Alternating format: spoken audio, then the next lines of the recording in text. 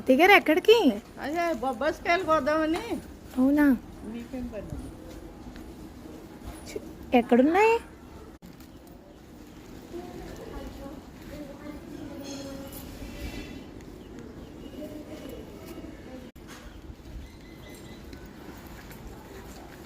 ఓ ఇవా, భలే చట్నీ ముగ్గుని అత్తయ్య గారు. భలే బాగున్నాయి కదా, చాలా బాగున్నాయి.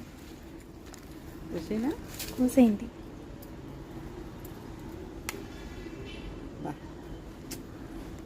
మెత్తగా ఉంది. చాలా టేస్టీగా ఉంటాయి అత్తయ్య గారు ఇవి. ఇది వచ్చి కొంచెం ఇలా.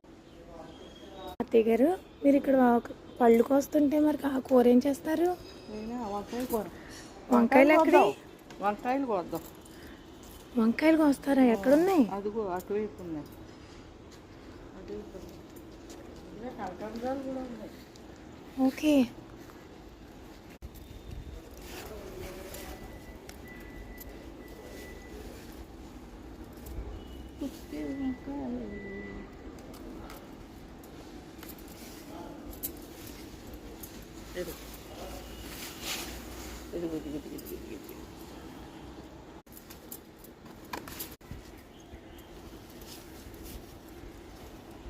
ఇవేనా ఇంకా వేరే వంకాయలు కూడా ఉన్నాయా?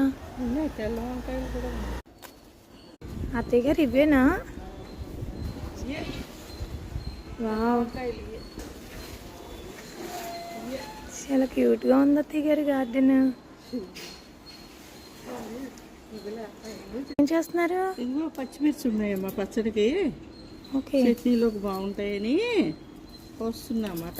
పండు మిరపకాయలు పచ్చడి చేయండి అత్తయ్య గారు, చాలా బాగుంటుంది. వంకాయ పండు మిర్చి చేస్తా. అత్తయ్య గారు ఇవన్నీ పండు మిర్చి అయిపోయాయి, చాలా టేస్టీగా ఉంటుంది. విత్తనాలు అయిపోతాయి మళ్ళీ.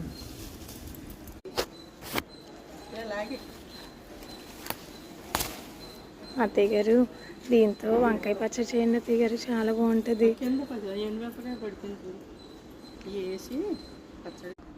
అత్తయ్య గారు ఈ బొబ్బాస్కాయలు భలే ఉన్నాయి. మీరు మందులు వేస్తారా? కరివేపాకు కరివేపాకు చారు. ఇది కరివేపాకు అత్తయ్య గారు, మన తోటలో చాలా ఉన్నాయి. అసలు బయట దొరికే కరివేపాకుకి దీనికి ఎంత డిఫరెన్స్ ఉందో. ఇది మంచి స్మెల్ కూడా వస్తుంది అత్తయ్య గారు. దీంతో ఏం చేస్తారు?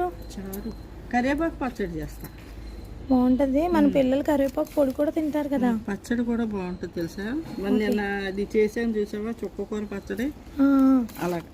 ఓకే. అత్తయ్య గారు కరివేపాకు అయిపోయింది, కానీ కొంచెం మామిడి చెట్టు